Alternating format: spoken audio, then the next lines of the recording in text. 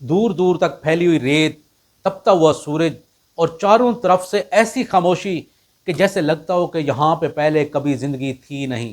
لیکن حقیقت یہ ہے کہ آج جس جگہ پہ یہ صحرا ہے وہاں پہ پہلے ایک دریا بہتا تھا، لوگ آباد تھے، زراعت کرتے تھے، اور ایسی قدیم آبادیوں کے شواہد ملے ہیں جن کی تاریخ 4000 قبل مسیح کی ہے۔ اس علاقے کو چولستان کہا جاتا ہے اور مقامی طور پر لوگ اس چولستان کو روحی بھی کہتے ہیں۔ لیکن وہ سوال کہ جس زمین کو ہم صحرا سمجھتے ہیں، آخر اس زمین کے نیچے کون سی دنیا دفن ہے؟ چولستان پاکستان کے صوبہ پنجاب کے جنوبی حصے میں واقع ایک وسیع و عریض صحرائی خطہ ہے۔ CDA یعنی کہ چولستان ڈیولپمنٹ اتھارٹی کے مطابق اس چولستان کے صحرا کو مقامی طور پر لوگ روحی بھی کہتے ہیں۔ روحی کے لفظی مطلب کیا ہیں، اس کے بارے میں مختلف آراء پائی جاتی ہیں، اس لیے ہم کبھی بھی یہ دعویٰ نہیں کریں گے کہ روحی کا ایک ہی معنی ہے۔ لیکن ایک بات جو مستند طور پر کہی جا سکتی ہے کہ چولستان ہی کو مقامی طور پر لوگ روحی کہتے ہیں، اور چولستان کا لفظ ترکی کے لفظ چول سے نکلا ہے جس کے معنی ہے لینڈ آف سینڈز۔ چولستان کا صحرا عظیم و شان تھر ڈیزرٹ کے مغربی حصے سے منسلک ہے جو کہ سندھ اور بھارت کے صوبہ راجستھان تک پھیلا ہوا ہے۔ حکومت پنجاب کے مطابق چولستان کا رقبہ 25,000 مربع کلومیٹر سے زیادہ ہے، جبکہ CDA کے حساب میں اس کا رقبہ 26 لاکھ ایکڑ درج ہے۔ اب آتے ہیں اس کہانی کے سب سے حیران کن حصے کی جانب، روحی، جہاں پہ آپ کو ہر طرف ریت ہی ریت نظر آتی ہے۔ ہزاروں سال پہلے یہاں پہ پانی تھا۔ یونیسکو کے مطابق یہاں پہ ایک دریا ہاکڑا بہتا تھا، اور آثار قدیمہ اس بات کی طرف اشارہ کرتے ہیں کہ اس دریائی پانی سے وابستہ ایک زرعی آبادی بھی موجود تھی۔ تو پھر یہ دریا کہاں پہ گیا؟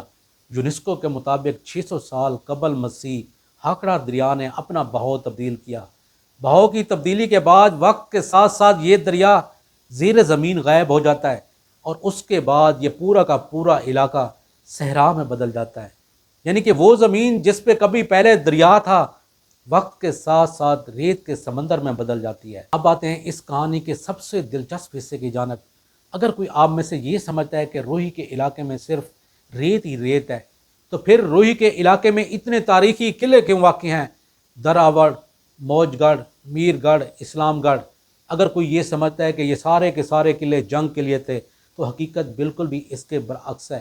یونیسکو کے مطابق چولستان میں قلعوں کا نیٹ ورک تجارتی اور زیارتی راستوں کی حفاظت اور سہولت سے وابستہ ہے۔ پنجاب حکومت کے مطابق دراوڑ کا قلعہ اپنی شناخت کے لحاظ سے چولستان کا سب سے نمایاں تاریخی قلعہ ہے۔ ریت کے سمندر میں اچانک 40 برج آسمان کی طرف بلند ہوتے ہیں۔ یونیسکو کے مطابق ہر برج کی بلندی تقریباً 30 میٹر بنتی ہے۔ دراوڑ ایک ایسا قدیم مقام ہے جہاں پہ ان برج کے علاوہ ہاکڑا دریا کے پانی کے ذخائر تک رسائی کا ذکر ملتا ہے۔ اس لیے یونیسکو نے اس دراوڑ کے علاقے کو تجارتی قافلوں کے لیے سٹاپنگ اینڈ واٹرنگ پوائنٹ قرار دیا ہے۔ یہ مت سمجھیے کہ روہی صرف ماضی کی کہانی ہے۔ آج بھی چولستان کے علاقے میں لوگ آباد ہیں، مویشی پالے جاتے ہیں، پانی کے ٹوبے اور کنڈ استعمال کیے جاتے ہیں، اور یہ علاقہ سیاحت کے لیے بھی اہم ہے۔ اب آتے ہیں اس سوال کی جانب جو اکثر روہی کے بارے میں پوچھا جاتا ہے کہ کیا روہی صرف ایک صحرا ہے؟ اس کا جواب بالکل بھی نہیں ہے۔ روہی ایک ایسا خطہ ہے جہاں پہ ماضی کی کئی تہے ایک دوسرے کے اوپر موجود ہیں۔ یہاں پہ قدیم دریا اور آبادی کے آثار موجود ہیں۔ یہاں پہ صدیوں پرانے قلعے اور اس کے بعد تجارتی راستوں کے آثار موجود ہیں، اور اس کا وادی سندھ کی تہذیب کے ساتھ تعلق ہے، اور ان سب سے بڑھ کر آج بھی یہاں پہ انسانی معاشرہ موجود ہے، اور اس سے بڑھ کر روئی کی ریت کے ہر ذرے میں ایک بھولی ہوئی داستان موجود ہے۔